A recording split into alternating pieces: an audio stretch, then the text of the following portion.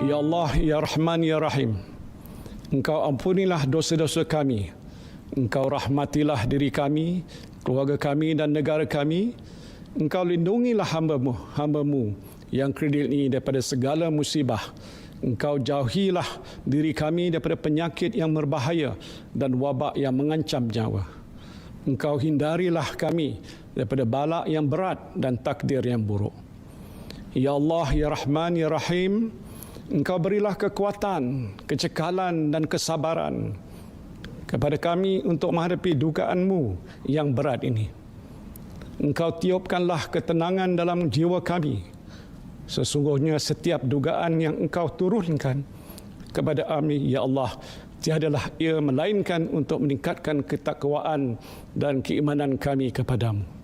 Ya Allah, Ya Rahman, Ya Syafi, Engkau berilah kesembuhan kepada saudara-saudara kami yang dijangkiti wabak coronavirus, walau di mana saja mereka berada. Sesungguhnya tiada penyakit yang tidak dapat Engkau sembuhkan. Ya Allah, tiada mara bahaya yang tidak dapat Engkau jauhinya dari kami, Ya Allah. Kami bermohon kepadamu, Ya Allah, lindungilah kami, selamatkanlah kami, sejahterakanlah kami. Rabbana zalamna anfusana wa illam taghfir lana wa tarhamna lanakunanna minal khasirin. Rabbana atina fid dunya hasanah wa fil akhirati hasanah wa qina azabannar. Wa sallallahu ala sayyidina Muhammadin wa ala alihi wa sahbihi wa sallam. Walhamdulillahi rabbil alamin. Amin ya rabbal alamin. Bismillahirrahmanirrahim. Assalamualaikum warahmatullahi wabarakatuh. Salam sejahtera. Selamat pagi. Kita bersua dalam Malaysia hari ini untuk edisi Isnin 20 April 20 April 2020. Ya, betul. Bersamaan dengan 19 tahun lepas. Betul lah, ada 19. Lama sangat tu 19 tu. Bersamaan 26 Syaban 1441 Hijrah, saya Ali Iskandar Dan saya Anim Izzati Rizki bertemankan kami berdua untuk anda hari ini siaran di MHI seperti yang dikabarkan tadi 20 April. Bermakna 4 hari lagi insya-Allah kita akan menjelang bulan Ramadan. Pastinya perbezaan kali ini yang dapat dirasakan sangat ketara. Sangat ketara. Namun begitu kita harus menjalani kerana setiap kali berlakunya perkara seperti ini kita ingatkan diri kita sentiasa bersyukur sebab walaupun kita katakan setiap Ramadan, setiap tahun tu kita akan menjalani bulan Ramadan insya-Allah, tetapi Ramadannya pasti berbeza. Betul. Setiap tahun. Siapa sangka Eli tahun ni Ramadan tu kita akan sambut dengan sebegini rupa. Kan? Tapi itulah dia hikmah di sebalik apa yang berlaku ni kan.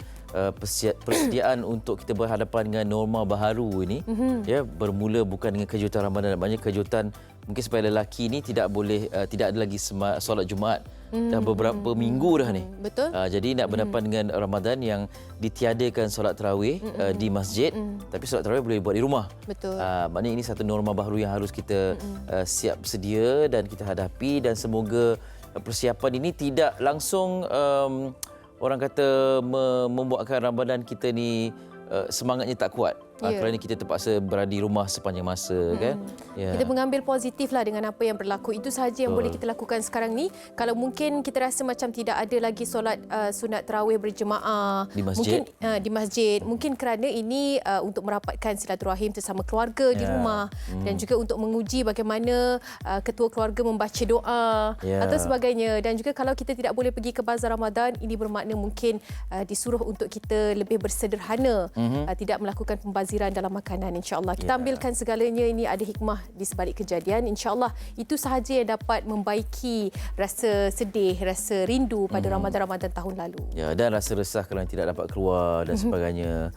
Ya, dan kami yang bekerja dalam industri media ni pun bukan kami seronok keluar sebenarnya. Betul. Kan, sebab ini pun hari-hari rasa takut, risau. Betul, setiap terutama yang tinggal jauh sedikit daripada Seri Bentas ini terpaksa berhadapan dengan pelbagai sekatan jalan, kemudian terpaksa memberitahu kepada pihak berkuasa yang kita sedang bertugas, dan ini bukan satu keseronokan sebenarnya. Betul. Kan? Kita pun rasa kesian nak bagi tahu. Itulah dia. Kadang-kadang rasa bersalah sebab minta maaf cik, saya ada surat ni mengatakan saya orang media dan sebagainya. Kan sebab mereka bertugas melihat kepada barisan yang cukup panjang untuk melepasi sekatan jalan raya itu bukanlah satu perkara yang disukai, bukanlah satu perkara yang direlakan oleh mereka. Jadi kita sama-samalah mengingatkan walaupun 3 hari berturut-turut kes menunjukkan penurunan di mana 2 angka sahaja tidak melebihi 100 kes baharu yang dicatatkan. Namun begitu ini bukanlah lagi kejayaan bagi Malaysia untuk menamatkan penularan wabak COVID-19 ini. Belum lagi. Betul, belum lagi. Malah kita jangan alpa, kita jangan mengambil kesempatan di atas keadaan ini. Sama-sama kita berganding bahu memikirkan tentang frontliners kita, Eli. Betul. Kan? Sentiasa fikirkan tentang mereka dan mereka juga berhadapan dengan kesukaran. Ya, walaupun dilihat angka tu rendah tapi mereka masih lagi menjalankan tugas mereka. Tempat-tempat yang dirasakan perlu dikenal pasti dan dinyah cemar dan sebagainya, mereka terus melakukan tugas mereka. Jadi sekarang ni dengan kepelbagaian berita ini, satu perkara yang mula mencetuskan kebimbangan ialah negara-negara tertentu ni yang dah mula protes. Kan dah mula protes kata coronavirus ni adalah satu penipuan dan sebagainya. Ada yang nak keluar kerana kata nak bekerja, nak dapat pendapatan, nak letakkan nak sara keluarga dan sebagainya. Jadi ini mencetuskan keresahan dalam kalangan mereka dan berita ni bila sampai ke negara lain akan mula tercetus mungkin betul juga apa mereka kata. Tapi setakat di Malaysia ni apa kata kita akur kepada nasihat dan juga perintah daripada kerajaan. Kerana tidak mustahil kesilapan dan juga kealpaan kita ni boleh melenyapkan kejayaan yang bakal diraih. Betul. Kan? Betul. Dia dah di hujung-hujung dah ni. Betul. Kita kena betul-betul fokus, kita kena betul-betul bagi semangat dekat kerajaan. Patuhi sahaja perintah kawalan kerajaan yang disarankan. Dan lebih penting ni bila sebut kita tu bukan kita rakyat saja, pemimpin pun dia juga. Betul, tepat sekali. Ya, semua individu yang terlibat. Semua individu. Bila semua orang #stay at home tu maknanya yang #stay at home pun kena stay at home juga lah. Kan, melainkan ada urusan yang penting yang harus dilaksanakan, dilunaskan, barulah keluar. Itu pun adakan penjarakan sosial dan sebagainya. Ini perkara seolah dah macam klise, macam apa kita setiap kali kita cakap kita akan gunakan penjarakan sosial, stay at home, duduk di rumah, jangan ke sana ke sini kan. Tapi sejauh mana kita dapat bertahan itu menuntut kekuatan kita lah. Betul. Okey, kita telah pun menjalani fasa ketiga Eli, Perintah Kawalan Pergerakan dah 5 hari bermula pada 15 April yang lalu. Kita telah pun menjalani PKP fasa ketiga. Jadi sedikit rangkuman yang kami di MSI bawakan selama sebulan PKP telah pun dilaksanakan oleh kerajaan. Jom sama-sama kita saksikan.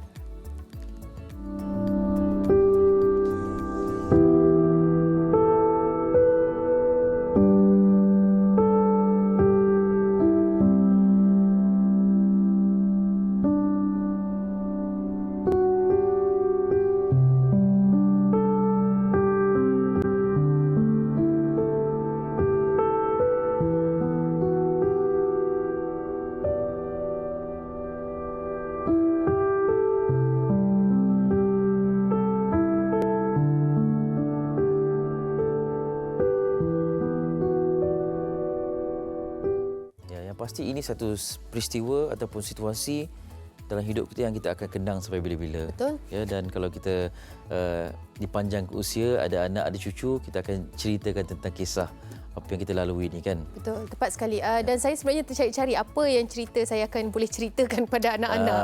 Sebab fasa yang saya lalui tidaklah kata melalui gawat, tidak. Maknanya dalam range umur saya lah, tak lalu gawat, tak lalu kesusahan yang seperti sekarang ini, tak lalu pandemik. Jadi sekarang ni dapat merasai betul-betul.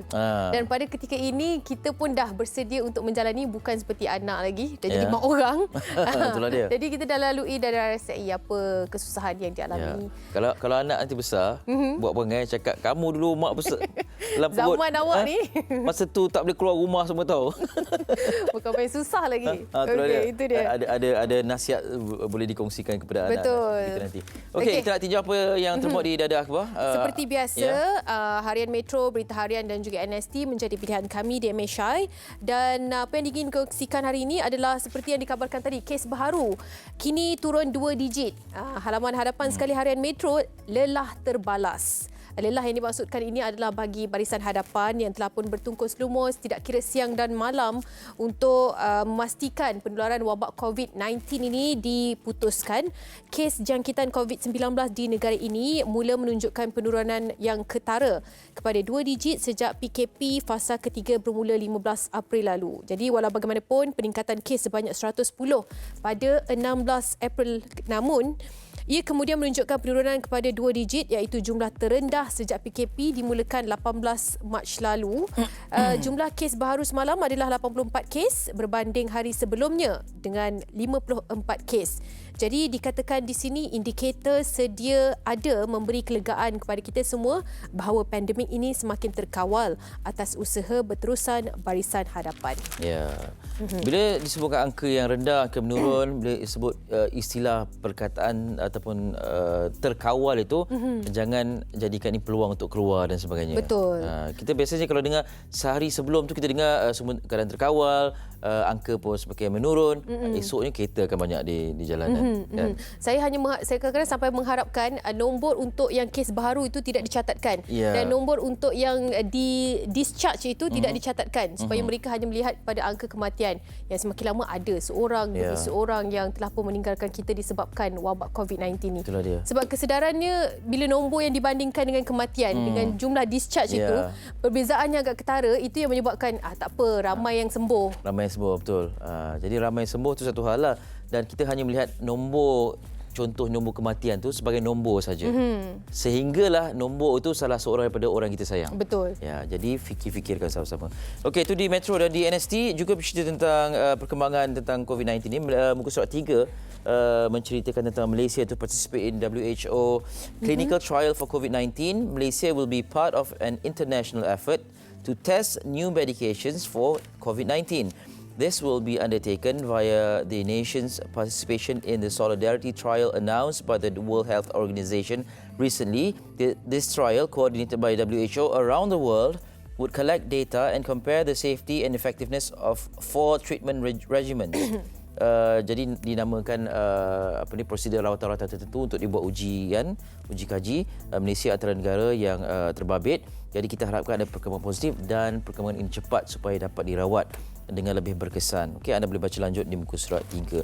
Banyak cerita tentang perkembangan yang kita memberikan kita harapan. Betul. Kan? Dan antara lainnya muka surat 5 tentang China experts to help fight COVID-19. Ini pun kadang-kadang kan bila netizen ni dapat berita macam ni, ada saja nak diputar supaya mendatangkan persepsi negatif. Kalau boleh janganlah. Kita sekarang ni dalam fasa bulatkan harapan dan berdoa. Jangan dipertikaikan perkara-perkara yang sangat kritikal, sangat penting ni ya. Okey. Okey, itu di NST. Okey, itu di NST. Ini antara perkabaran menarik berkaitan dengan online bazar ataupun disebabkan dengan keadaan ini, bazar Ramadan diputuskan untuk tidak ada di semua negeri secara fizikal. Jadi apa yang dilakukan di sini adalah halaman 4 ada bercerita tentang beritanya, kaji SOP untuk hantar makanan pada bulan Ramadan. Jadi di situ ada terdapat panduan keselamatan ketika penyerahan makanan, sama seperti apa yang dilakukan sekarang. Jarak 1 meter hendaklah dikekalkan dan juga pakai topeng muka ketika penyerahan, elak sentuhan ketika penyerahan makanan, kerap cuci tangan guna cecair pembasmi kuman ketika sebelum dan selepas menyerahkan makanan. Ini juga apa yang kita praktikkan ketika mungkin menerima parcel ataupun barangan-barangan dari mana-mana syarikat penghantaran. Ketika ini kita amalkan perkara sebegini. Dan juga antara SOP makanan online ni yang telah pun dikatakan di sini, penetapan itu termasuk SOP untuk jarak kawasan penghantaran dan sebagainya, turut mengambil kira penghantaran makanan ketika waktu sahur. Ya. Itu yang menjadi mungkin sedikit harapan bagi mereka yang telah pun memberi ataupun membelanjakan modal yang besar untuk bazar Ramadan. Kerana ada setengah yang sehinggakan mengambil cuti sebulan bekerja untuk mengadakan bazar Ramadan sendiri. Betul. Mungkin ini sedikit sebanyak dapat membantu mereka lah. Ya, dan ada juga mata pencarian daripada bazar Ramadan saja untuk setahun tu. Betul, betul. Jadi ini peluang untuk mereka melaksanakan tugas mereka dan semoga dipermudahkan urusan ini ya. Okey, itu antara perkongsian di akhbar dan kita ada satu lagi bingkisan ni tentang pasar segar terkawal anjuran Fama di 97 lokasi di seluruh Malaysia. Jadi wartawan kita Hidayah Hanafi ada perkongsian tentang bagaimana orang ramai ini berurusan jual beli dan sebagainya di pasar dengan segar. keadaan sekarang ni, katanya jarak sosial dikekalkan dan juga setiap individu yang ingin melalui kawasan itu hendaklah dicek ataupun diperiksa suhu badannya. Bagaimana dengan keadaannya? Jom kita tinjau.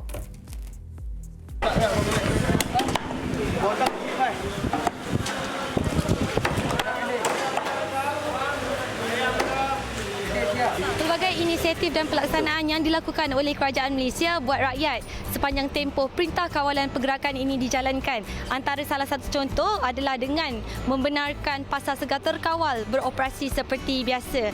Ia bertujuan untuk memastikan rantaian ataupun bekalan makanan buat rakyat mencukupi tanpa perlu adanya pembelian panik atau lebih dikenali sebagai panic buying sepanjang tempoh PKP ini. Dan ini antara keunikan yang ada di sini, di mana para pelanggan boleh menggunakan sistem pandu lalu. Mereka hanya perlu menulis borang, kemudian pihak Fama yang akan mencarikan barang untuk mereka. Setelah selesai semuanya, hanya perlu ambil di sini. Boleh dekat ni. Ini ni, postage ni. Mempunyai 97 cawangan di beberapa lokasi seluruh Malaysia. Pasar Segar Terkawal atau lebih dikenali sebagai PST telah beroperasi mengikut garis panduan yang telah dikeluarkan, di mana penjarakan sosial menjadi keutamaan. Selain itu, setiap pelanggan harus melalui pemeriksaan suhu badan serta menggunakan cecair pembasmi kuman sebelum dibenarkan masuk. Waktu PKP ni saya first time datang sini. Bagi saya tak ada beza sangat lah. Cuma kena beratur social distancing tu kena memang betul-betul dibuat di sini. Pemakaian mask tu memang dititik beratkan untuk penduduk sini untuk cari barang-barang basah. Senang sebab sini banyak barang untuk dicari lah. Sayur, ayam, ikan, semua ada kat sini. Antara yang dijual di sini adalah barangan runcit dan barangan segar seperti sayur-sayuran, buah-buahan serta barangan asas tani. Harga yang ditawarkan juga mengikut pasaran. Harga barang agak berpatutan, tidaklah mahal sangat dan taklah murah sangat. Tapi dapat kita barang yang hasil yang baguslah, yang segar dan memuaskan hati. So kita boleh datang sini, kita boleh dapat semuanya ada kat sini. Kita tak perlu pergi tempat lain lagi dah. Bagaimanapun, hanya 15 orang pelanggan sahaja yang dibenarkan masuk pada satu-satu masa. Selain itu, tempoh yang diberi buat pelanggan untuk membuat pembelian pula adalah selama 20 minit. Pemantauan turut dilakukan oleh penguatkuasa pada setiap hari bagi memastikan peniaga mematuhi garis panduan PKP. Ada pasar terkawal ni, kelebihan pada kami inilah peluang pada kami untuk mengetengahkan produk kami sendiri, bekalan kami sendiri. Pada pengunjung tidak perlu risau, tidak perlu takut sebab kami mengamalkan apa yang seruan kerajaan untuk mengutamakan segala aspek-aspek pencegahan dan kebersihan yang sepatutnya kita lakukan. Boleh datang ke sini tanpa ragu-ragu. Bekalan kami 100% adalah bersih, segar dan juga sentiasa ada dan tidak pernah putus bekalan kami. Tidak dinafikan, satu persatu inisiatif telah dilakukan pihak kerajaan dalam memberi kemudahan buat orang ramai. Oleh itu, rakyat Malaysia diseru untuk memainkan peranan masing-masing dengan mematuhi arahan yang dikeluarkan. Ayuhlah bersama memutuskan rantaian COVID-19. Ya, yang berkunjung pun ya, yang berniaga pun ya. Betul. Bantu sama-sama memutuskan rantaian COVID-19 ini. Okey, itu dia antara inisiatif yang dilakukan oleh pihak kerajaan, Pasar Segar Terkawal ataupun PST yang diadakan di 97 lokasi. Antara yang menariknya adalah penjarakan sosial dan juga ada personal shopper di situ Ya, betul. yang membantu untuk mengambil barangan yang anda perlukan dan diletakkan di satu tempat supaya tidak berlegar-legar di kawasan itu. Ya. Cukup menarik dan cukup mematuhi Perintah Kawalan Pergerakan yang dilakukan oleh kerajaan. Dan lebih menarik ada sanitizer tu. Betul, kan? Ya, pemirsa awam ni kalau ditempatkan sanitizer itu satu yang sangat menarik. Okey, kita sekarang ni nak bercerita selain daripada perkara-perkara membabitkan aktiviti menjelang Ramadan. kita juga nak bercerita tentang atlet kita ya, yang biasanya akan berkongsi apa yang mereka lakukan dari segi senaman di rumah dan sebagainya. Jadi kita nak bersama dengan seorang lagi atlet ini. Beliau ni bukan calang-calang orang sebenarnya ni. Kan? Betul, Namanya ialah Nur Izzati Yaakob. Kalau anda peminat sukan bola keranjang tanah air, nama ni satu nama besar. Jadi beliau sekarang berada terkurung di rumah juga. Tapi bersama dengan pasukannya ada cabaran tersendiri. Izzati, Assalamualaikum. Waalaikumsalam. Apa khabar? Oh, baik. Anda pastinya antara yang resah kerana tidak dapat bersukan, bermain bola keranjang dan sebagainya. Jadi bagaimana perasaannya setakat ni? Bagi Zati tak ada apalah sebab Zati tetap suka aktif di rumah untuk membuat senaman melalui online. Antara cara yang dilakukan? Strength and conditioning training. Okey. Yes. Masih lagi buat strength and conditioning training juga ya? Masih lagi macam dalam seminggu tu buat dalam 5 kali. Okey. Dan tapi bagi Zati, sebab sekarang Simba juga ada bekerjasama dengan Go Strong untuk mengadakan aktiviti bola keranjang secara online. So rakyat-rakyat di luar sana boleh menyertai challenge yang kita adakan semasa di rumah. Okey.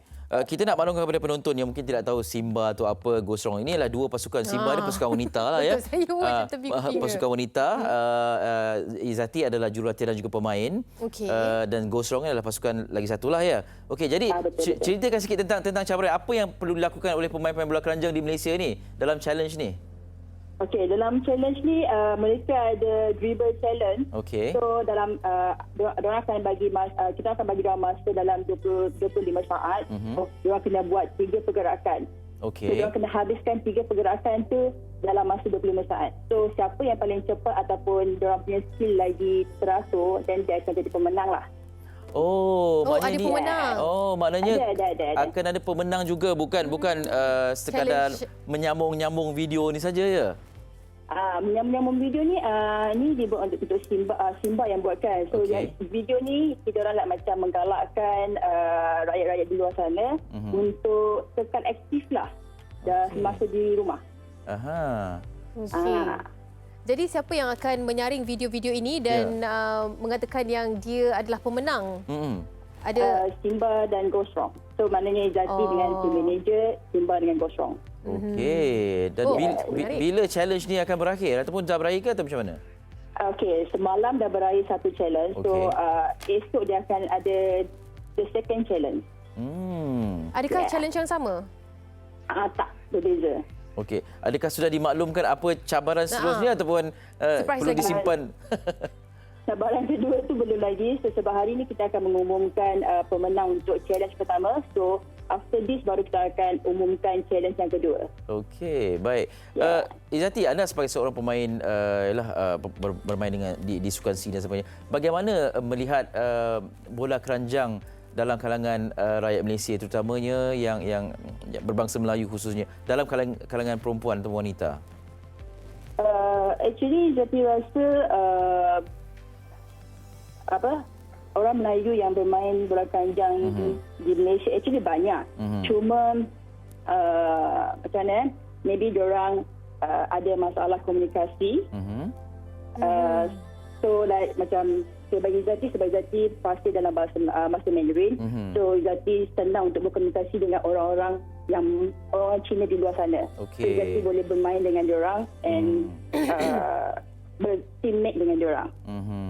Jadi mungkin bagi yang tidak berfasih dalam bahasa Cina, diorang macam maybe tak confident sangat untuk di sini untuk berkomunikasi dengan online atau bermain dengan orang selain daripada Cina. Maknanya sekarang ni pendedahan tu memang banyak lah kan. Apatah lagi dengan cabaran yang kalian buat ni, mungkin lebih ramai pemain bola keranjang perempuan akan turut serta? InsyaAllah diorang akan banyak pemain perempuan yang akan menyertai challenge ni. Dan Izzati pun berharap mereka memberanikan diri untuk menyertai challenge-challenge yang kita adakan lah. Okey. Bagaimana untuk mereka ikuti? Di Instagram ke atau di Facebook? Diorang boleh mengikuti Instagram pun ada, Facebook pun ada. So diorang boleh pergi website Simba ataupun Go Strong. Okey, Simba Okey. ataupun Go Strong ya. Okey. Semoga berjaya Ya. dengan challenge yang Terima kedua yang kasih. bakal dilakukan. Okey. Okay, all the best kepada Simba dan juga Go Strong. Go Strong. Ya. Dua pasukan bola keranjang wanita. Lelaki satu. Lelaki? Go Strong. Oh, maknanya lelaki dan wanita akan fight lah ni. Bukan fight lah, kolaborasi lah. Oh, Okey, Izzati terima kasih banyak. Stay safe. Sama-sama. Assalamualaikum. Thank you. Okey, waalaikumsalam. Nur Izzati Yaakob. Sebenarnya kita ada juga seorang ahli bola keranjang bagi lelaki di sebelah saya ni. Eli Iskandar, jangan tak percaya, seminggu berapa kali? Itu sebelum PKP lah. Yelah, sebelum PKP lah. Ya. Consistently Eli Iskandar consistently akan bermain bola keranjang seminggu dalam 3 kali ada. Untuk umur-umur macam ni kena aktif lah. Cuba saya sebenarnya tertarik dengan cabaran dribble challenge tu. Awak akan sama-sama? Tapi saya rasa dah faktor usia ni buatkan saya tak apalah kita bagi sebab saya tak ada sehebat mereka yang Tapi challenge itu hanyalah anda perlu lakukan tiga gerakan Aha. dalam masa video itu akan direkodkan kan? Ya. Dan lepas tu dia akan pass kepada orang lain. Betul. Jadi Cuma 3 pergerakan tu yang akan dinilai. ya dalam 25 saat lah. Tapi saya takut 25 saat itu mengambil masa seminggu untuk disiapkan. Jadi baik tak payah. Tak apalah, kita beri peluang kepada anak-anak muda. Tapi inilah pendedahan Hebat, duduk pun boleh buat semua sukan kan? bola keranjang ini semakin mendapat tempat dalam kalangan. Sebab sebelum ini didominasi oleh orang kaum Cina. Tapi sekarang Yalah, betul. Seperti yang dikabarkan tadi, komunikasi adalah salah satu faktor advantage lah sebenarnya. Yalah, betul juga. Okey. Mungkin Eli nak belajar Mandarin lepas ni. Boleh sikit-sikit. Okey, itu antara pendekatan kami kepada salah seorang jurulatih pasukan bola keranjang wanita Simba, Nur Izzati Yaakob. Kini pula kita ingin bersama dengan Presiden Persekutuan Persatuan Bas Malaysia. Sebentar lagi lah. Sebentar lagi. Okey. Kerana kita tahu ada yang terjejas, antaranya pengusaha-pengusaha bas sekolah. Okey, itu biasa sebentar. bayar bulan-bulan, kemudian tiba-tiba sekolah tutup. Jadi bagaimana mereka nak dapat pulangan untuk dalam tidak berupaya untuk menjalankan operasi mereka. Lepas ni kita akan bersama dengan Presiden Persatuan Bas Malaysia. Betul. Lepas ni, tapi sebelum tu ada bingkisan. Ya, ini merupakan kolaborasi di antara APMM dan juga TLDM bagi menjaga dan juga memantau perairan sepadan Malaysia Thailand daripada dibolosi penceroboh yang menyeruduk masuk migran asing di perairan Langkawi. Jadi ayo sama-sama kita saksikan. Perintah Kawalan Pergerakan PKP Fasa ketiga mula dikuatkuasakan sejak 15 April lalu sehingga 28 April 2020. Lantaran itu, Agensi Penguatkuasaan Maritim Malaysia APMM bersama Tentera Laut Diraja Malaysia TLDM menjalankan pemantauan laut dan udara di sekitar perairan Langkawi, Kedah. Sekarang ni kita berada 16 batu daripada Pulau Langkawi, iaitu di sepadan perairan antara Malaysia dengan border Thailand. Dalam 8 minit saja.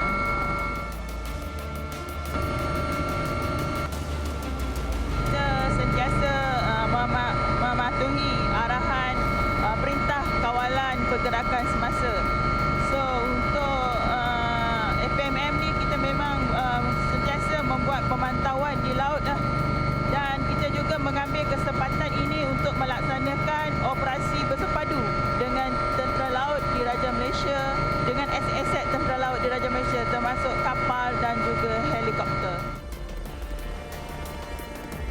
Agusta Westland 139 dan Eurocopter AS365 Dolphin adalah antara aset digunakan dalam pemantauan ini. Kalau kita lihat pemerhatian kita pada kalau hari siang tiada pergerakan bot-bot ataupun kapal-kapal di perairan lah. Melainkan kalau malam aktiviti nelayan memang banyak, tapi yang mana yang melibatkan nelayan-nelayan yang ada lesen yang diberikan oleh pihak Jabatan Perikanan. Para nelayan juga terkesan semakan lesen dan dokumen pengenalan diri diperiksa bagi memastikan pemantauan berjalan lancar. Pakcik ada IC tak? Saya nak bawa tak? Sekarang ni pakcik memang lesen tak ada lah kan? Lesen ada lah. Boleh kan tengok lesen. So dalam panjang ni selalunya sehari-hari boleh berapa? Boleh lah, kadang-kadang 100, 200 tu ya. Ni dah pertama kali rasa keadaan macam ni lah. Tu pertama kali. Pertama kali keadaan macam ni lah. Terdiri daripada pelancong asing, rata-rata pemilik kapal layar persendirian di sini, patuh dan akur, akan perintah kawalan pergerakan yang memasuki fasa ketiga. Of course, we want to do that. Okay, thank you very much, sir. That's why we're not. Okay. The only time we go to town is if we need to buy food, maybe once every. Ayo, patuhi perintah kawalan pergerakan dalam usaha memutuskan rantaian wabak COVID-19. #duduk rumah, #kita mesti menang. Ya, di darat, di laut, di udara juga antara seluruh kawasan. Kita pastikan perintah kawalan pergerakan ini diakur dan juga dipatuhi oleh setiap individu. Bukan kata sekatan jalan raya dilakukan di jalan raya sahaja, tetapi kawalan-kawalan seperti kawalan sempadan Malaysia, Thailand ini juga dilakukan bagi memastikan setiap individu mematuhi PKP yang dilaksanakan. Okey, itu dia antara perkongsian yang telah pun disunting oleh rakan tugas kita, rakan wartawan Izwan Zainal, berkaitan dengan bingkisan kolaborasi APMM dan juga TLDM yang sebentar tadi anda saksikan. Okey, sekarang ni kita nak kembali kepada cerita tentang bas sekolah ni yang berhadapan dengan dilema kerana sekolah ditutup. Jadi bagaimana keadaan mereka sekarang? Kita nak bersama dengan Cik Amali Munif Rahmat, Presiden Persekutuan Persatuan Bas Malaysia, Bas Sekolah Malaysia. Hello, Assalamualaikum. Waalaikumsalam. Cik Amali, apa khabar? Baik, alhamdulillah. Ya, baik, terima kasih kerana sudi bersama dengan kami. Kalau boleh, kita pun dah dengar tentang keluhan pengusaha bas sekolah ni kan ketika fasa PKP ni. Jadi setakat ini ada sebarang perkembangan? Buat masa ni belum ada apa-apa perkembangan daripada pihak kerajaan atau pihak lah. Cuma saya ingin menjelaskan, bas sekolah ni di bawah Akta Pengangkutan Awam Darat 2010 adalah bas yang digunakan secara eksklusif untuk membawa murid dan kaki tangan sekolah atau institusi pendidikan lain. Okay? Jadi kami menyediakan perkhidmatan wajib untuk golongan B40 dan M40 yang melibatkan lebih 500,000 keluarga. Iaitu melibatkan hampir 1.5 juta pelajar daripada 5 juta pelajar yang berdaftar dengan kerajaan setiap hari. Jadi masalah berkaitan dengan akibat PKP COVID-19 ni adalah kami gagal mendapat bayaran daripada bulanan daripada ibu bapa dengan alasan bas tak jalan. Sedangkan kaedah bayaran adalah bayaran secara bulanan yang dipersetujui bersama ibu bapa dan pihak bas pada setiap awal tahun. Okay. Tiada moratorium daripada syarikat kredit yang di mana lebih 80% bas sekolah daripada 18,000 bas sekolah di seluruh Malaysia mendapat pembiayaan daripada institusi bukan bank, iaitu syarikat kredit yang diletakkan di bawah Kementerian Perumahan Kerajaan Tempatan. Okay. Sebelum cuti sekolah pada bulan Mac, ramai ibu bapa yang masih belum menjelaskan iuran bulan Mac 2020 yang sepatutnya dijelaskan sebelum 7 hari bulan pada setiap bulan. Oleh itu, pihak PAS sukar untuk membayar gaji pemandu dan juga membayar installment kepada syarikat kredit pada bulan Mac kerana margin keuntungan bas sekolah adalah amat kecil. Ramai pemandu yang beralih kerjaya kepada syarikat penghantaran GrabFood, Foodpanda, Shopee, Lazada dan lain-lain. Kami mungkin kehilangan terus para pemandu bas sekolah ini sekiranya gaji asas mereka tidak dibayar sepanjang PKP ini. Bila PKP fasa 3 dilaksanakan, hampir tiada sekolah langsung pada bulan April 2020. Ini menambah alasan ibu bapa untuk tidak membayar iuran bas sekolah pada bulan April ini. Sehubungan itu, pihak bas juga gagal sekali lagi untuk membayar iuran ansuran bulanan dan gaji driver yang tetap kena bayar sepanjang PKP ini kepada dan juga syarikat kredit. Syarikat kredit akan menghantar notis 21 hari kepada pihak bas untuk melunaskan semua tunggakan ansuran tersebut atau bas akan ditarik oleh mereka. Apabila Menteri Pendidikan mengumumkan UPSR dan PT3 dibatalkan, serta SPM dan STPM 2020 akan berlangsung 2021, menunjukkan sesi persekolahan akan lambat lagi bermula selaras dengan kenyataan Perdana Menteri Tan Sri Muhyiddin Yassin. Sekolah akan dibuka lebih lewat berbanding dengan PKP. Jadi bila PKP ini berlanjutan sehingga melebihi 2 bulan, kesannya sebahagian bas sekolah akan gagal membayar insurans dan telah ditarik oleh syarikat kredit. Apabila sesi persekolahan bermula selepas pandemik COVID-19, maka perkhidmatan bas sekolah mungkin telah menghentikan operasi mereka akibat mereka sudah tiada bas dan tiada pemandu.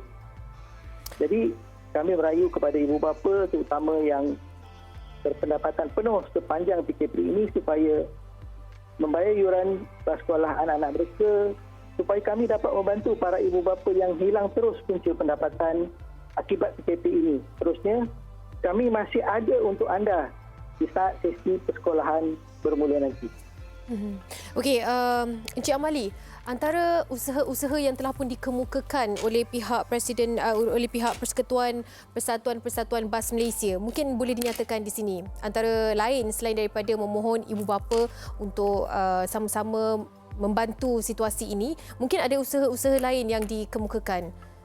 Ya, kami telah menghantar surat permohonan kepada Menteri Pengangkutan kurang hampir sebulan yang lalu. Tetapi masih belum ada jawapan. Ini bantuan yang patut kami perolehi, di mana pihak yang kami dapat tahu, pihak teksi dan Grab yang masih beroperasi mendapat bantuan daripada kerajaan. Sedangkan kami, pihak bas sekolah yang tidak dapat beroperasi dan mungkin kehilangan terus pendapatan, tidak dibantu langsung oleh pihak kerajaan. Okey, baik. Kita sekadar berkongsi luahan dan keresahan ini kepada penonton. Barangkali ada satu perkara ataupun usaha yang boleh dilakukan. Dan kita harapkan ada sinar di penghujung nanti. Encik Amali, terima kasih banyak-banyak. Saya menambah sedikit. Kami memohon pada pihak kerajaan supaya mengarahkan semua syarikat kredit memberi moratorium kepada bas sekolah sepanjang cuti sekolah akibat PKP ini sehingga sesi sekolah bermula. Dan kami menjangkakan sesi ini akan berlanjutan mungkin sampai ke hujung tahun. Jadi kami memang mungkin tidak akan beroperasi lagi selepas sekolah dibuka pada hujung tahun nanti kalau tidak dibantu oleh pihak kerajaan. Baik. Terima kasih atas perkongsian. Kita doakan yang terbaik. Semoga ada cetusan inisiatif selepas ini. Encik Amali, terima kasih kerana sudi berhubung dengan kami ya. Encik Amali Munif bin Rahmat, Presiden Persekutuan Persatuan Bas Malaysia. Bas Sekolah Malaysia. Bas Sekolah Malaysia. Yang pastinya antara individu yang mendengar keluhan setiap pengusaha-pengusaha bas sekolah. Kan sehinggakan selepas ini mungkin tidak ada lagi bas sekolah jika permasalahan ini tidak dapat diselesaikan. Termasuklah bila kita mendengar ini rantaian dari segi duit yang mungkin ada setengah individu, setengah ibu bapa yang tidak terjejas bulanannya. Tapi berapa peratus sahaja yang mungkin dapat membantu. Dan pada masa yang sama mereka akan fikirkan juga sebab anak tak pergi sekolah, tak naik bas, kenapa perlu dibayar? Jadi ini antara dilema yang sedang berlaku lah. Kalau boleh dicari satu jalan penyelesaian bagaimana situasi ini dapat dikendalikan, sebab yang memandu bas yang mengusahakan ini adalah mereka juga yang barangkali itu sajalah pendapatan mereka. Betul. Jadi kita harap dapat difikirkan sama-sama oleh pihak berwajib. Okey, itu antara luahan dan sekarang ini kita nak menyaksikan satu bingkisan ucapan Menteri Perumahan dan Kerajaan Tempatan Yang Berhormat Zuraida Kamarudin tentang pelancaran e-hailing dan nasihat kepada orang ramai ketika PKP ini. Ya, jom saksikan. Bazar Ramadan ini menjadi perkara yang sangat menjadi satu sinonim dengan rakyat Malaysia dan ini satu masa yang rakyat Malaysia tak kira apa bangsa looking forward untuk beli makanan-makanan yang macam-macam tu. Jadi oleh kerana kita dalam keadaan PKP ini, jadi kita kena harus memikirkan kaedah-kaedah yang lebih moden, iaitu kaedah-kaedah yang mana kita dapat maintain SOP atau SOP PKP, tidak ada kontak dan sebagainya. Jadi ada beberapa kaedah yang kita telah fikirkan adalah menggunakan e-hailing. Anak-anak muda yang entrepreneur tersendiri juga ada buat delivery services. So, jadi ini yang kita akan laksanakan pada Ramadan ini untuk menggantikan bazar Ramadan. Untuk Ramadan ini memang kita buat pertama kali rakyat Malaysia bertemu Ramadan dengan berbeza daripada apa yang selalu mereka lakukan. Jadi Ramadan kali ini adalah Ramadan yang saya berharap rakyat Malaysia akan melaksanakan apa yang wajib saja. Tidak perlu membazir, tidak perlu berboros-boros, dan ini peluang untuk mereka mendisiplin diri mereka dan juga bersabar dalam menghadapi Ramadan dan raya. Dan dalam Ramadan ini boleh banyak lagi bersabar lagi, banyak pahala. Alhamdulillah, masa untuk dapat pahala.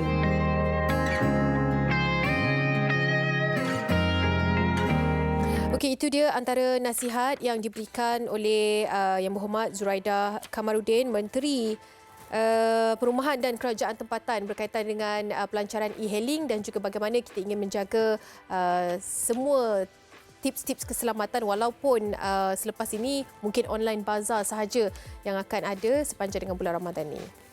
Okey, sekarang ini seterusnya kita akan mendekati bagaimana penguatkuasaan di BKL terhadap penjaja sepanjang PKP bersama dengan Pengarah Jabatan Pelesenan dan Pembangunan Penjaja di BKL, Encik Khairul Anwar Muhammad Juri yang kini sudah pun bersama kami di FB Live.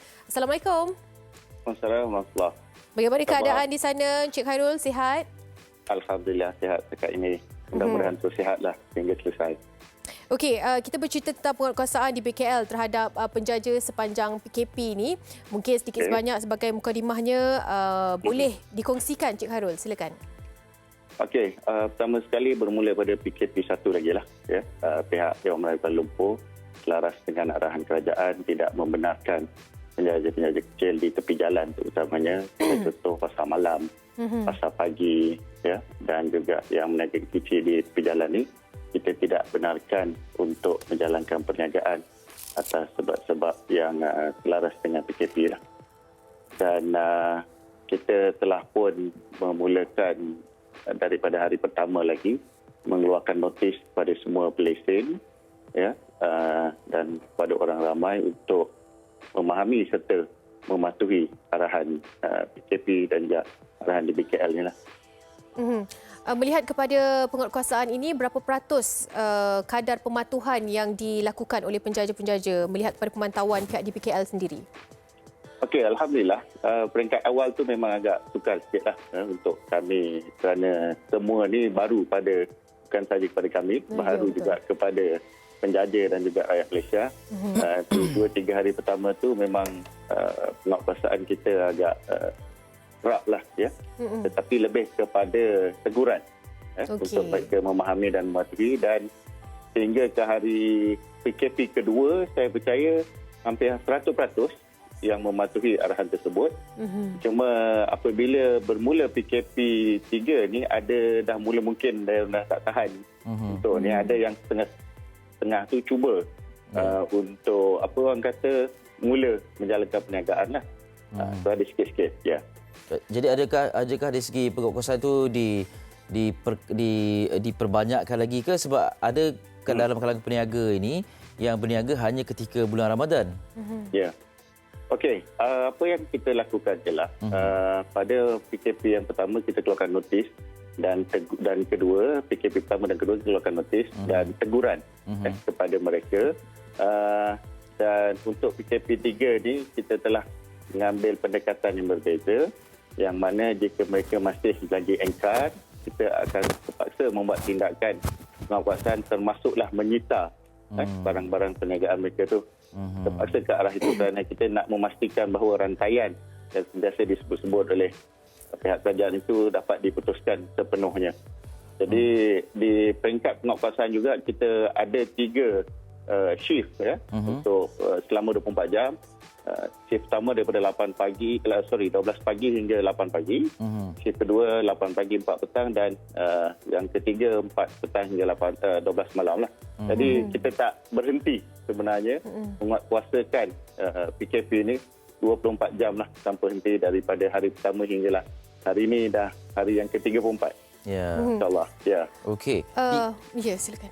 Maaf. Diandaikan ada golongan tertentu yang barangkali tidak mendapat maklumat ini secara terus. Barangkali dirasakan Ramadan ini ada kelonggaran untuk berniaga.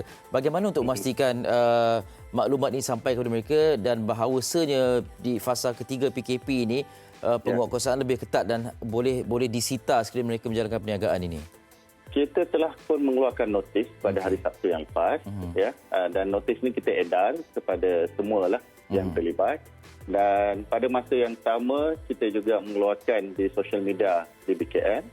Mungkin boleh melawat di FB, di Insta, Twitter di BKL untuk mendapatkan maklumat yang terkini lah, ya. Dan sehingga hari ini saya percaya semua orang pun lebih maklum bahawa dengan PKP 3 ini perkara perlu lebih tegas. Kita perlu lebih memberi kerjasama pada pihak penguatkuasa, pihak kerajaan agar benda ini kalau lebih cepat, kalau lebih kita patuh, maka insya-Allah lebih cepatlah ianya akan selesai. Ya. InsyaAllah. Dan lebih cepat boleh berniaga balik ya. Betul. Betul tu. Ya. Ada juga yang macam menjadikan alasan ataupun mengambil konsep dan pendekatan pandu lalu walaupun penjaja-penjaja kecil ini hanyalah mendirikan tapak dan ada barangan di situ dan mengatakan yang saya hanyalah lakukan pandu lalu sahaja. Jadi bagaimana pihak DBKL menyantuni ataupun melakukan penguatkuasaan terhadap penjaja-penjaja yang mengambil konsep begini? Okey, kita pun kerajaan pun telah maklumkan bahawa konsep pandu lalu terhadap gerai-gerai ini pun tidak dibenarkan kerana tujuannya supaya tidak berlaku pengumpulan manusia di satu-satu lokasi. Jadi macam saya katakan tadi, untuk peringkat ini kita akan mengambil tindakan dengan lebih tegas, insya-Allah. Ya, kita naklah orang patuh, kalau boleh kita tak nak cita pun barang ke apa ke kan. Jadi menjusahkan kedua-dua belah pihak. So kalau kita sita kali ini memang kita tak akan pulangkan sehinggalah selesai PKP ni nanti. So baiklah duduk di rumah dan saya faham kita masyarakat penjaja pun memerlukan kewangan pada masa ini. Mereka yang ada yang tu terpaksa kerja pagi untuk dapatkan orang kata kerja pagi, kais pagi makan pagilah lebih kurang begitu. Tapi ini demi negara ya, demi masyarakat kita. Jadi dan pihak kerajaan insight DBKL juga telah memberikan sumbangan one off pada mereka sebanyak RM500 bagaimana yang telah disebutkan. Dan saya juga ingin mengambil kesempatan, kita ada lebih kurang 22,000 lebih yang telah disenaraikan untuk menerima sumbangan, tetapi kita masih belum dapat lagi maklumat sebahagian besar daripada mereka untuk memberikan nombor akaun dan sebagainya untuk kita buat pindahan wang. Jadi mereka yang belum berbuat demikian, tolonglah layari kita punya website e-lesen, https://elesen.dbkl.gov.my untuk kita dapatkan maklumat nombor akaun individu. Kalau contoh nama Eli, kena nama Eli dan nombor akaun Eli lah, bukan orang lain. Baik, tak boleh wakil ya? Tak boleh wakil. Okey. Baik, Encik Khairul, adakah maklumat ini juga diletakkan di media sosial sebab kadang-kadang mereka nak hafal portal tu barangkali susah. Jadi ada maklumat ini dikongsi juga? Sebenarnya tak susah. Memang kita dah share di peringkat awal dulu. Tapi untuk saya sharekan kembali, mereka boleh type, kalau susah sangat type e-lesen DBKL je. Di Google tu e-lesen DBKL, insya-Allah akan dia akan keluar. Ya, akan dilorongkan di situ. Dan semaklah di situ. Ya, senarai nama dan sebagainya. Okey. Terima kasih banyak Cik Khairul. Okey, terima kasih. Jumpa lagi. Selamat tugas. Assalamualaikum. Ya, stay home Stay home, stay safe ya. Okey, itu dia Encik Khairul Anwar, Pengarah Jabatan Pelesenan dan Pembangunan Penjaja DBKL. Yang berkaitan dengan bantuan itu, kalau macam contohnya bagi mereka yang memulakan perniagaan di Uptown ya. Macam saya baru saja berjinak dan berlakunya PKP ni.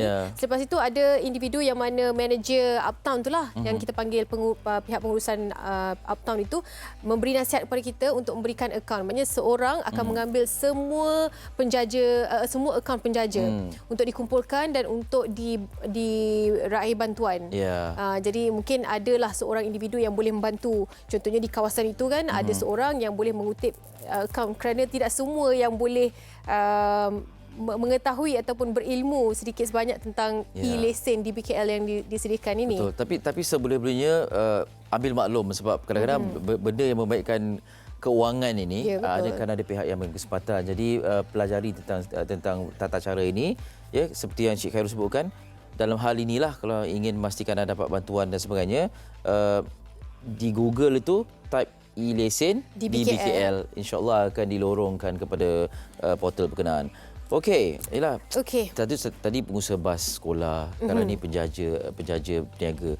Apatah lagi di bulan Ramadan ni kan, sebenarnya ramai yang memang terkesan dengan situasi ini.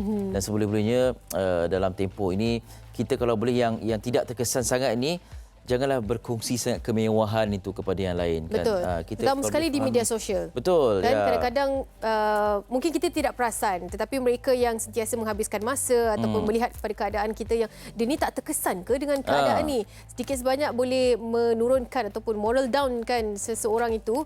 Jadi mungkin itu yang dapat kita elakkan seboleh-bolehnya untuk mengurangkan perkongsian. Betul. Dan dikira pembantuan di sini dilakukan oleh ramai individu sebenarnya.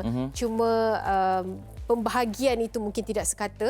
Kan kadang-kadang hanya satu pihak saja menerima pelbagai bantuan, tetapi pihak yang lain ini tidak ada langsung bantuan yang diterima ataupun diberikan oleh individu itu. Bagaimana untuk menyelaraskan setiap individu itu dapat bantuan yang sama? Masyarakat kita ni masyarakat prihatin dan masyarakat suka membantu. Kalau kena pada tempatnya, insya-Allah boleh. Sebablah kita lihat frontliners pun dapat bantuan PPE dan sebagainya kan. Jadi barangkali boleh digemblengkan sesuatu yang boleh memberi manfaat kepada golongan yang memerlukan ini. Tetapi perlu ada timbal baliklah apa yang boleh diberikan sebagai tanda penghargaan kepada golongan yang membantu ini. Itu boleh difikirkan sama-sama dan barangkali boleh berkongsi idea di media sosial. Okey, kita bercakap tentang kemewahan, perkongsian kemewahan bukan dari segi harta dan sebagainya, sebab kita pun kalau ada kereta mahal pun boleh pergi mana kan. Duduk rumah juga. Sekarang perkongsian tentang makanan ni yang menjadi dilema kepada warga net ini. Jadi bulan puasa nanti macam mana? Betul. Kan? Okey, sebelum tu Eli kita kongsikan dulu ni akhbar NSTP percuma. Dapatkan 30 hari langganan akhbar digital NSTP secara percuma sepanjang tempoh Perintah Kawalan Pergerakan dari 26 Mac hingga 14 April 2020. Jadi untuk langganan anda boleh layari www.nstp.com.my/mco. Kerana percuma ini diberikan sepada dengan PKP yang telah pun berlangsung sekarang ini. Baik, kita berehat seketika. Lepas ni cerita tentang diet ketika Ramadan sepanjang PKP. Okey, lepas ini Malaysia. Kembali selepas ini.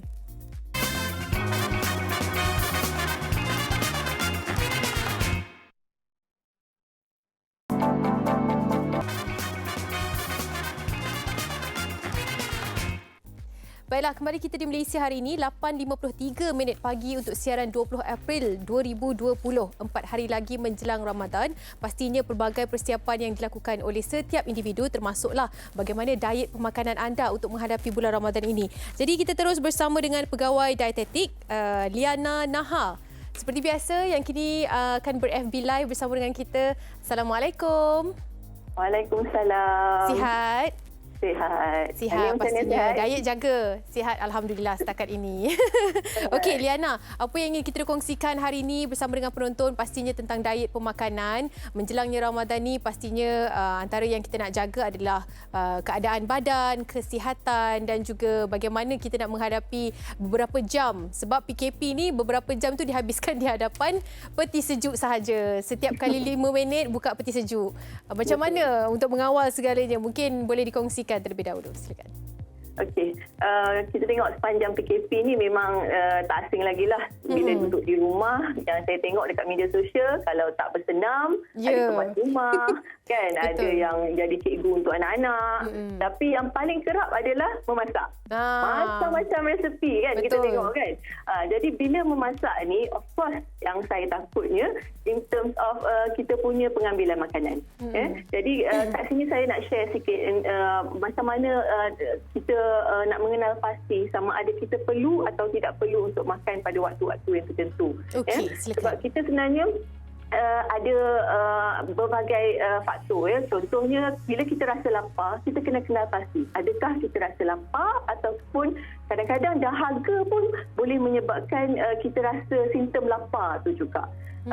Jadi lagi satu contoh kalau misalnya kita kena kenal pasti keinginan ataupun craving. Keinginan ni yang kita kata kita rasa nak makan sesuatu benda tu disebabkan faktor emosi, fisiologi. Jadi kita rasa stres duduk di rumah. Media sosial kan, tengok-tengok gambar. Betul. Jadi ini yang lagi satu adalah desire, kehendak. Kehendak untuk kita makan sesuatu benda tu walaupun kita tak rasa lapar pun waktu tu. Jadi desire dengan craving tadi sangat-sangat bahaya kerana kita mungkin akan mengambil makanan tu dengan lebih banyak daripada sebelum ini. Sebab Anin, saya nak share lah. Kalau misalnya contoh kan, sebelum ni kita makan 1,500 kalori sehari. Tapi musim PKP ni, kita makan 2,000 kalori. Aduh, saya terasa dah. Saya dan Ellie kat sini studio terasa pula. Bila bertambah 500 kalori tu, kita boleh naik berat badan lebih kurang 0.5 hingga 1 kg dalam masa seminggu saja. Punyalah puas diet kan sebelum PKP. Betul. Jadi itu yang kita bimbang, tabiat makan semasa PKP ni yang kita perlu kenal pasti sama ada kita perlu atau tidak makan. Jadi tips-tips yang saya boleh bagi adalah of course kita kena pastikan kita makan mengikut jadual makan. Ada makan sarapan tengah hari, minum petang, makan malam. Jangan asyik makan tak berhenti-henti kan. Lepas tu kita kena ikut konsep suku-suku separuh tu semula. Tengok pinggan kita sama ada seimbang atau tak seimbang. Dan pastikan stok makanan di dalam peti ais tu semua stok yang jangan yang kalori tinggi semuanya. Mesti ada buah-buahan, mesti ada sayur-sayuran supaya apa yang kita lihat itu yang kita akan makan. Betul kan? Maknanya masa restock barang-barang tu hendaklah betul-betul prihatin dan juga betul-betul teliti untuk mengira kalori juga berada dalam peti sejuk itu. Okey, selain daripada itu, mungkin Liana boleh kongsikan juga mereka yang menghadapi bulan Ramadan ni pastinya sedikit berbeza sebab masakan akan mungkin 90% tu akan masak sendirilah sebab kita tak tahu lagi bagaimana perjalanan SOP online bazar dan sebagainya. Tapi antara makanan-makanan ataupun menu kalau di musim PKP ni lagilah banyak dicipta, apatah lagi masa bulan Ramadan ni nanti. Kan bila dah masak tu takkan tak makan. Jadi antara menu-menu diet yang menyelerakan tapi mungkin juga boleh kita lakukan di bulan Ramadan ni. Okey, sebenarnya kalau bulan Ramadan ni kita tak pasti lagi mungkin e-bazar ataupun bukan Tapi dari segi kalau e-bazar pun saya agak kurang sikit risau sebab dari segi kalau kita ke bazar, kita ada dua deria yang teransang. Misalnya contoh kalau kita e-bazar, kita akan nampak dan kita akan bau. Itu akan menambahkan lagi kita nak beli macam-macam benda. Tetapi mungkin e-bazar, mungkin mata sajalah yang kita perlu kawal. Dari segi apa yang kita pilih untuk kita beli dalam e-bazar itu tadi. Tetapi kalau di rumah, of course, konsep suku-suku separuh tu dah lengkap, which is kita kena pastikan apa yang kita masak tu lengkap dari segi sumber karbohidratnya, sumber proteinnya, sumber sayurnya. Dan portion tu kena jaga, jangan terlalu berlebihan.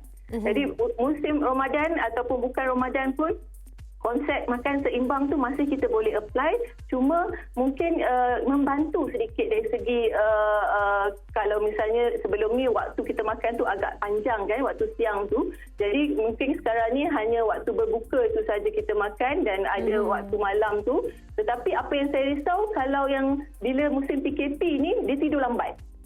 Betul. Bila dia tidur lambat, tak apalah kalau nak buat qiyamulai, nak buat tahajud semua tu, itu digalakkan. Tetapi dalam masa yang sama, kalau dia makan juga, yang itu kita risau. Makan di tengah malam adalah kalau dah berjaga tu kan, takkan tak lapar macam tu. Lagi-lagi kalau makan makanan yang tinggi lemak. Of course lah, tengah-tengah malam kan kadang-kadang nak coklat lah, kek lah, aiskrim lah. Jadi yang itu kena jaga-jaga kerana kita kena ingat dalam badan fisiologi badan kita, kolesterol ni dihasilkan dari dia ada dua faktor, makanan exogenous dan yang dihasilkan dalam badan endogenous. Bila endogenous ni dia lebih kerap atau lebih tinggi dihasilkan di waktu malam, kolesterol tu. Jadi bila pengambilan yang agak tinggi di waktu tengah malam, maka ini akan memburukkan keadaan itu. Jadi kita kena berjaga-jaga, jangan makan tengah malam. Itu dia. Okey, last. Ini sebenarnya soalan peribadi. Bagi mereka yang hamil, maknanya wanita hamil ni ada yang setengah kata kalau betul-betul kuat, kondisinya membenarkan, bolehlah puasa dan sahur tu kenalah jaga makanan-makanan yang berkhasiat dan juga betul-betul dapat menahan membantu ibu hamil. Jadi nasihat daripada Liana sendiri, bagaimana dengan keadaan wanita hamil untuk berpuasa? Secara ringkasnya. Wanita hamil sebenarnya dia ada kelonggaran kan. Jika dia rasa dia tidak mampu untuk berpuasa, maka dia boleh tidak berpuasa. Tetapi jika dia ingin berpuasa, of course kita galakkan untuk sahur itu wajib. Ya, sahur kena pastikan kita makan seimbang, kita kena ada konsep tadi karbohidrat ada, sayur-sayuran ada, buah-buahan ada dan sebenarnya kalau ikut requirement untuk orang yang berpuasa hamil ni untuk berpuasa dia ikut trimester Kalau trimester kedua dan ketiga sahaja yang sebenarnya ada pertambahan kalori daripada kalori yang sebelum mengandung.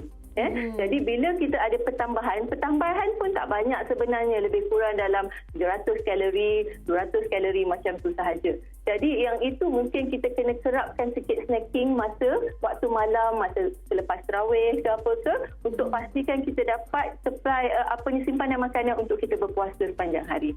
Jadi kena jaga minum air 8 gelas sehari sebab orang ibu hamil kena cukup minum air supaya kita boleh tahan. Dan of course kalau misalnya kita rasa badan kita rasa tak sedap ke apa ke, boleh kita cek kita punya tekanan darah, kadar gula untuk pastikan sama ada kita kena berbuka ataupun tak berbuka. Sebab ada orang dia rasa dia sihat tapi sebenarnya gula dah sangat-sangat rendah, jadi dia kena berbuka. Okey, terima kasih banyak-banyak Liana. Banyak yang dikongsikan hari ini, pelbagai kategori dan juga permasalahan tentang diet-diet yang perlu kita amalkan. Liana Hana, Pegawai Dietetik. Terima kasih banyak-banyak. Assalamualaikum. Jaga diri. Okey, itu dia bagaimana dengan persediaan diet pemakanan anda mungkin menjelang Ramadan ini sedikit berbeza, tapi bagaimanapun kekalkan suku-suku separuh yang dinasihatkan tadi dan juga pemakanan sihat. Kita ni kadang-kadang pandai cakap macam diri sendirilah. Pandai cakap tetapi nak buatnya tu Allahu Akbar. Okey, itu antara perkongsian. Kita ingin rehat seketika. Sebelum itu, kita ingin war-warakan kepada anda persediaan maksudnya Pusat Bantuan COVID-19 Penggerak Malaysia dengan gabungan beberapa NGO di seluruh Malaysia mengalu-alukan orang ramai untuk membuat sumbangan ke tabung COVID-19 Penggerak Malaysia. Jadi hasil sumbangan itu akan disalurkan kepada mereka yang memerlukan di seluruh negara. Maklumat lanjut anda boleh layari pautan mypenggerak.org/sumbangan seperti yang anda dapat saksikan di kaca TV anda ni, akaun CIMB yang dinyatakan di sini. Okey, itu dia antara yang boleh dilakukan Pusat Bantuan COVID-19 Penggerak Malaysia. Kita ingin berehat seketika, kembali selepas ini kita akan berkongsi kepada anda tentang puasa di rumah, kos lebih tinggi atau rendah.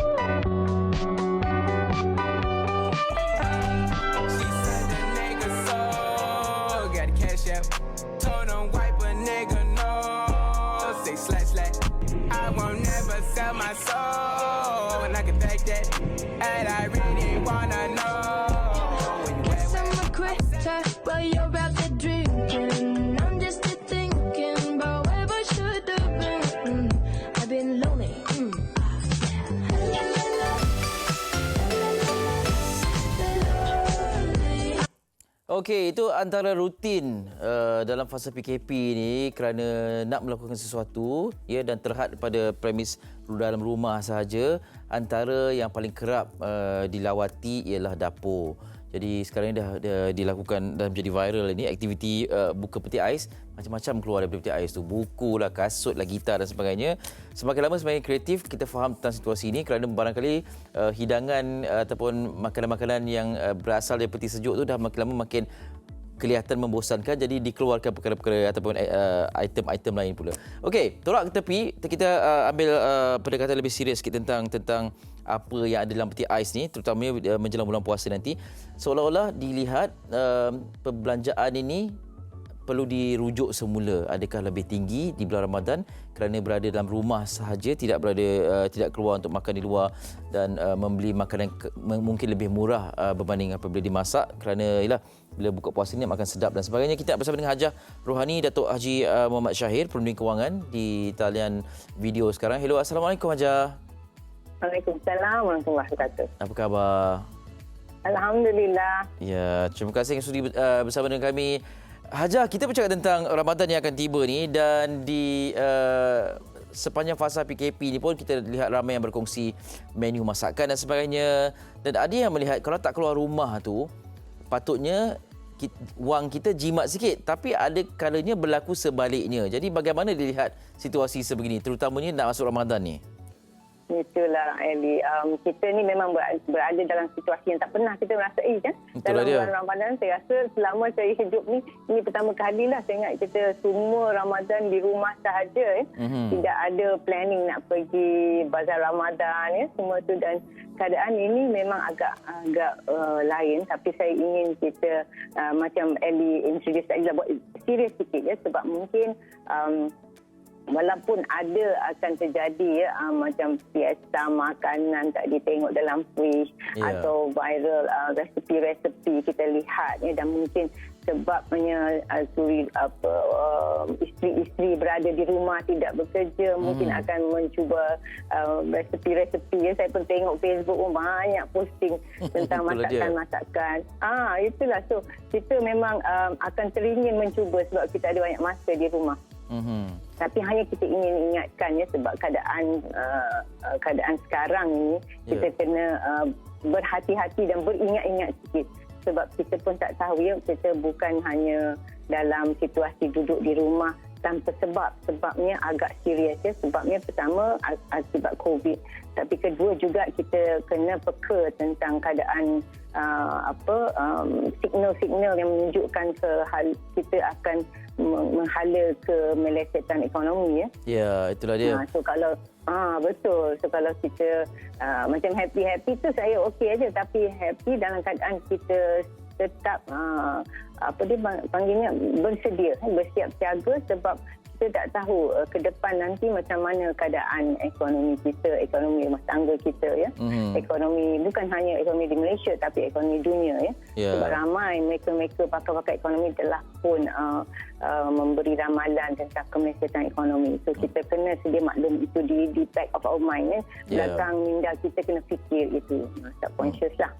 Okey, baik, dalam kita beringat-ingat tentang situasi, kadang-kadang kita terlupa sebab kita berada di rumah ni, dan keresahan di rumah tu buat kita ingin mencuba perkara-perkara, antaranya menu masakan. Jadi kena beli barang itu memberikan kos. Kemudian penggunaan dapur gas dan juga penggunaan tenaga elektrik itu kadang-kadang kita tak perasan, ini juga menuntut keuangan kita akan berubah juga. Jadi bagaimana untuk kita mendisiplinkan diri, sebab kita nak menguruskan keresahan ini dengan melakukan perkara-perkara di rumah saja, tetapi dalam keadaan kewangan kita terjaga, tak perlu bayar bil mahal dan sebagainya. Tong gas tak perlu bertukar 2 minggu sekali ke. Sebab semua ahli keluarga nak cuba masak ke. Itulah dia. So hanya ialah pada dasarnya ketua keluarga mungkin kena buat garis panduan lah ya. Maksudnya draw up kita punya bajet ya. Walaupun kita berada dalam rumah pada bulan ini, tapi kita susun aturkan bajet kita untuk perbelanjaan Ramadan. Dan pastikan kalau boleh kita cuba jimatlah 20 ke 30% kan. Sebab kalau kita duduk rumah, kita tak ada satu garis panduan, kita memang akan just ikut sekati kita lah kan, sebab kita tidak perancangan. Sesuatu yang kita nak rancang tu harus ditulis dan dibincang dengan ahli keluarga supaya semua tahu yang kita sekarang dalam keadaan Ramadan, waktu PKP, bagaimanakah bentuk Ramadan kita. Tapi saya ingin kita ambil iktibar daripada jiwa Ramadan itu sendiri ya, sebab dia tarbiyah. So sekali ini kita tarbiyah sekali dengan nafsu-nafsu perbelanjaan kita juga. So insya-Allah kalau kita buat secara Ramadan spiritual, Ramadan perbelanjaan, insya-Allah lebih tersusun atur. Sebab sekarang kita tidak ada dah belanja di hotel mewah kan. Dulu memang satu ketika ramai yang mengatakan wah semua keluarga pergi belanja di hotel-hotel 5 bintang, buka puasa. Itu kita tidak lihatlah sekarang, insya-Allah ya. So ada perkhidmatan di situ, dan juga mungkin tidak ada banyak perbelanjaan di bazar Ramadan. Bukan saya tak setuju, tapi okey, tapi kadang banyak pembaziran ya. Kita beli banyak-banyak, lepas tu bawa balik rumah. Memang kalau ada anak ramai, ada anak air warna biru, air warna merah, macam-macam air kan kalau Aduh, saya dulu anak saya memang dia suka air warna biru. Ya Allah, saya kata itulah macam-macam. So kalau ada ketika pula kali ini mungkin saya nyambut Ramadan pula dalam keadaan kami ada 11 individu dalam rumah ini sebab anak menantu dan cucu terperangkaplah kiranya waktu terjadi lockdown atau tidak boleh bergerak tu mereka berada di rumah. So mungkin banyak situasi begitu juga terjadi. So kalau kita berhati-hati sama-sama mencari apa kita akan berbelanja pada Ramadan ni, tidaklah jadi dia akan just pergi beredar tanpa terkawal. So, yang penting sekarang kawal, perlu mahu dan kita dalam keadaan sedar ketidaktentuan masa depan, berapa lama kemelesatan ekonomi kita pun serius sikit dan kita belanja dalam keadaan kita beringat-ingat. Sebab kalau kita tak rasa macam ini sekejap aja, it will just pass by, dia tidak begitu sekejap sebab ada ramai mungkin tahun depan baru kita akan balik ke situasi normal. Allah Alam, tapi saya tidak mahu menakut-nakutkan kita, tapi saya hanya ingin ingatkan diri saya juga sebab saya pun boleh cucu ramai, nenek dia semua nak buat kan. Ya betul. Masak kek ada 2-3 kek sehari, kadang kita over sikit kan sebab kita nak menggembirakan mereka, tapi kita boleh menggembirakan tapi dalam keadaan kita sedar bagaimana kita situasi aliran wang tunai. Itu yang paling penting. Betul. Aliran wang tunai ramai mungkin yang ambil moratorium tu kan tak payar. Itulah dia. Angsuran. Bulan 4 ni macam-macam duit yang sebelum ni kita dah tak ada, tiba-tiba ada sebab moratorium kan. Moratorium NKWSP dia orang dah ambil kan. So jangan ingat moratorium tu kita punya duit aja kan, tapi nanti bila dah habis moratorium tu kita kena bayar. Betul. Dan angsuran itu dipanjangkan. Dan kita punya KWSP pun kita ambil sekarang, kita ingat kita boleh happy tapi ingat lepas Ramadan ada raya pula. So mungkin walaupun raya dibayangkan mungkin pun kita masih dalam PKP, tapi Allah Alam, tapi tetap kita akan berbelanja juga nanti masa raya kan. Betul. Seterusnya lah. Sentiasa be mindful beringat-ingat tentang situasi ini. Hajah, terima kasih banyak-banyak atas perkongsian. Okey, sama-sama. Jaga diri dan keluarga. Assalamualaikum. Waalaikumsalam. Haji Rohani Datuk Haji Muhammad Syahir Perdana Kewangan yang menasihatkan kita untuk beringat-ingat kerana selepas fasa PKP kita tak tahu situasi ekonomi bagaimana. Jadi dengan penjimatan wang, dengan segala inisiatif diberikan kerajaan itu, janganlah kita rasa kita ada duit lebih disebabkan duit minyak kita pun jimat kerana kita isi minyak penuh pun masih ada lebih lagi, kemudian kita tak ke mana. Pastikan wang yang kita ada di tangan itu dapat dijaga dengan sebaik-baiknya. Betul tak, Nem? Ya, antara cabarannya sekarang ni ialah kita boleh shopping online tu. Betul. Sebab tengok dalam akaun kita ada duit lebih pula bulan ni sebab moratorium kan. Betul. Dia bila kita dah betul-betul terasa ni bila barang kita dah order sebulan tak sampai-sampai. Betul. Disebabkan sekarang ni ada traffic jam sedikit di mana syarikat penghantaran. Itu yang membuatkan saya sendirilah, bukan nak cakap orang lain, saya sendiri yang menamatkan pembelian online secara rasmi. Menamatkan? Menamatkan. Boleh mendisiplinkan diri ni. Mendisiplinkan diri sebab barang tak sampai-sampai lagi. Dia ada fed up di situ. Jadi tak apa, kita berhentikan. Ya, maknanya kalau anda boleh menahan diri daripada situasi ataupun daripada bertindak seperti ini, alhamdulillah. Nak masuk Ramadan sebenarnya cabaran ni lebih besar. Kalau kita berada di rumah, masa tu kita rasa bergerak begitu perlahan. Kan, kemudian kita bukan bekerja, kita tidak disibukkan dengan tugas di pejabat. Dan pada masa kita kerja kewangan kita macam-macam lah. Jadi Ramadan ni betul-betul menguji kita dan kita doakan yang terbaik untuk semua, insya-Allah dah menempuhi Ramadan ini. Lepas ni kita nak kembali dan berbincang tentang panduan berpuasa dan solat tarawih di rumah sepanjang Ramadan dan dalam fasa PKP ni. Betul. Sekalinya seketika nanti di MSI.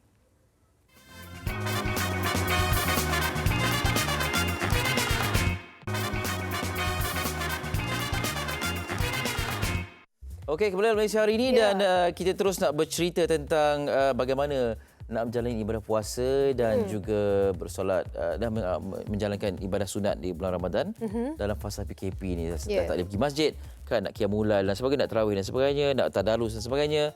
Dia ibarat kita nak refresh baliklah apa yang kita lakukan. Cuma sebelum ni mungkin semangat dia tu adalah sedikit berbeza. Sebab vibe dia berada di masjid. Ramai-ramai kan. Keadaannya sekarang ini adalah mungkin sedikit terhad, berada di rumah saja, hanyalah bersama dengan keluarga. Tapi macam mana kita nak konsisten? konsisten tu satu, nak cetuskan vibe itu di rumah tu. Kan tempat yang kita rasa nak tidur je kan. Kita nak bangkitkan satu getaran untuk beribadah bersama dengan keluarga. Itu cabarannya. Kita nak bersama dengan Ustaz Jafri Abu Bakar di talian video sekarang ini. Sedang berusaha untuk kita hubungi beliau. Tadi dah nampak cuma putus taliannya. Kita cuba lagi selepas ni. Betul. Sambil-sambil tu itulah yang kita nak lakukan. Sebab antara benda yang mungkin kita dah sedikit terlupa, bukanlah kata terlupa dengan cara untuk melakukan, tapi terlupa bagaimana dengan situasi, semangat dia nak ramai-ramai. Mungkin satu Ramadan pertama hingga Ramadan ke-10, semangat dia sama lagi maintain. Tapi selepas itu semangat dia ada turun sedikit disebabkan beberapa faktor yang mungkin makan dan sebagainya. Tapi mungkin sekarang ni kita dah tak ada bazar, dah tak adalah nak makan banyak sangat, cuma mungkin masak kat rumah itulah menjadi ini. Tapi itulah dia bukan soalnya lebih kepada persekitaran Ramadan itu. Kan sebab dapat ke masjid, ingat tak di awal Ramadan memang akan meriah, masjid pun penuh, nak parking kereta pun susah dan sebagainya kan. Ini di rumah tau. Itulah.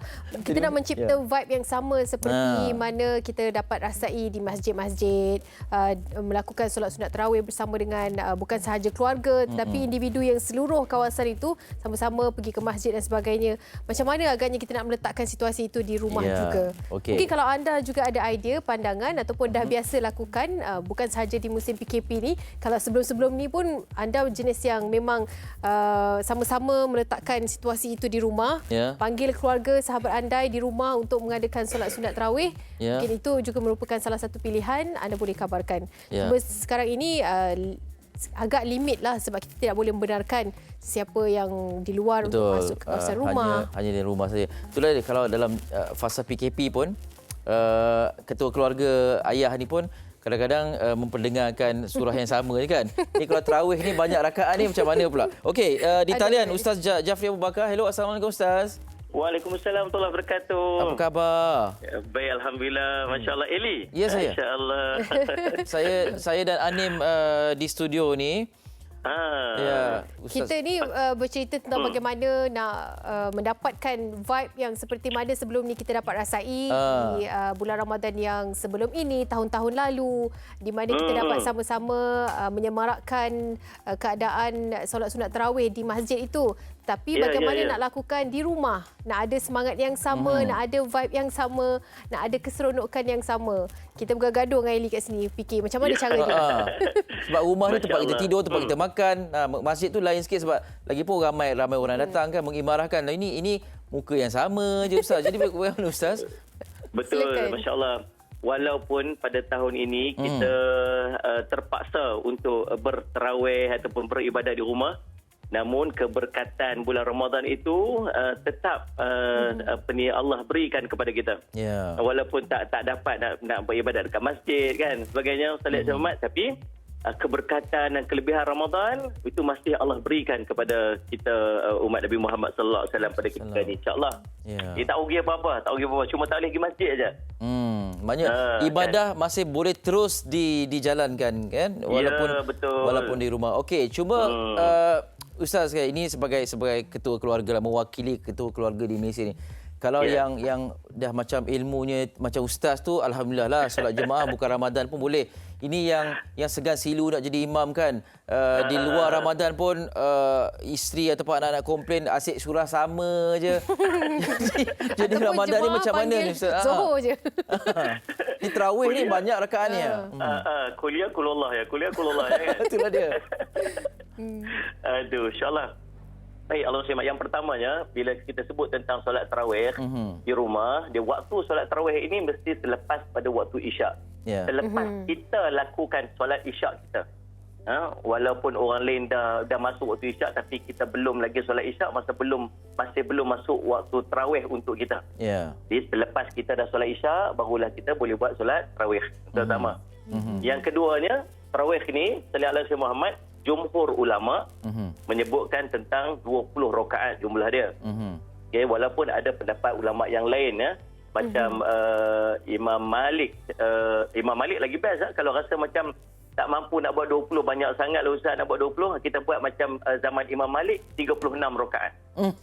Tu kalau tak mampu kalau rasa tak mampu nak buat 20 tu macam banyak sangat kita buat 36 rakaat macam zaman Imam Malik Ataupun sebagian ulama menyebutkan tentang 8 rakaat. 8 rakaat campur 3 dengan witir. Itu kepada kita yang rasa macam banyak sangat dan tak mampu untuk bawa dengan jumlah yang begitu banyaklah. So option kita ada, nak buat 8 pun boleh, nak buat 20 pun boleh. Jadi cuma memperbanyakkan rakaat dalam Ramadan ini lebih utamalah sebab kita lagi banyak semayang, lagi banyaklah pahala kita dapat kan. Betul. Yeah. Baik. Kemudian yang ketiganya, Sallallahu Alaihi Muhammad, kedudukan saf. Tadi kita tengok dekat dalam VT tadi ni ada saya tunjukkan kedudukan saf. Imam di depan, kemudian anak lelaki di barisan yang pertama, yang kedua tu, dan di belakang sekali tu Sallallahu Alaihi Muhammad untuk perempuan lah. Yeah. Itu keadaan, itu kedudukan saf dia. Kemudian surah-surah yang boleh kita baca. Kadang-kadang kita rasa macam tak hafaz lah surah panjang-panjang kan, walaupun dalam disebut sebagai qiyamul lail, Nabi SAW sebut man qama ramadanan imanan wa ihtisaban ghufira lahu ma taqabbal dzambih. Siapa yang menghidupkan Ramadannya dengan berqiyamul lail, maka sallallahu alaihi Muhammad dengan iman dan harap sungguh-sungguh kepada Allah, maka Allah akan mengampunkan dosa-dosa yang terdahulu. Di Imam Nawawi sebut qama itu dengan maksud menghidupkan Ramadan, antaranya ialah dengan solat tarawih. Ya. Di sallallahu alaihi Muhammad kadang-kadang kita tak hafaz, walaupun disunatkan kepada kita untuk memperpanjangkan bacaan-bacaan dalam qiyamul lail kita. Lu subhanallah, bacalah surah-surah yang keadaan yang kita hafaz ataupun yang kita mampu. Baik. Saya cadang macam ni, Eli dan Salih Muhammad apa ni, semua yang menonton, Hanim mana semua yang menonton. Kalau kita tak hafaz Quran, Ustaz, kalau boleh Ustaz dapat ringkatkan, maaf Ustaz sebab masa kita agak suntuk. Okey. Silakan. Kita letak Quran kat depan ke yang kita boleh baca. Mazhab Syafi'i mengharuskan untuk melihat mushaf. Ataupun kita baca surah-surah yang pendek-pendek yang kita hafaz saja. Kita hafaz saja. Yang tak hafal langsung, qul ya qulullah pun okey, tak ada masalah apa. Kan? Ataupun kita dia mula daripada alhaqumut takatsur, kemudian menurun ke bawah. Kemudian demikian yang diajarkan oleh ulama-ulama setempat kita lah, supaya kita dapat memanfaatkan dengan bacaan yang baik yang telah pun kita hafaz. Baik. Jadi jangan dibebankan dengan kita nak bercuba untuk yang tak mampu, sampai tergagap-gagap, sampai menggelupur orang kat belakang. Bila nak habis ni apa sebagainya kan. Ya, dan kat belakang risau Itulah dia, dan jangan terlalu risau sampai tak buat langsung kan. Betul. Ustaz, terima kasih banyak-banyak perkongsian cukup menarik, cukup padat. InsyaAllah akan dimanfaatkan oleh semua yang mendengar. Baik, Assalamualaikum Ustaz. Waalaikumsalam warahmatullahi wabarakatuh.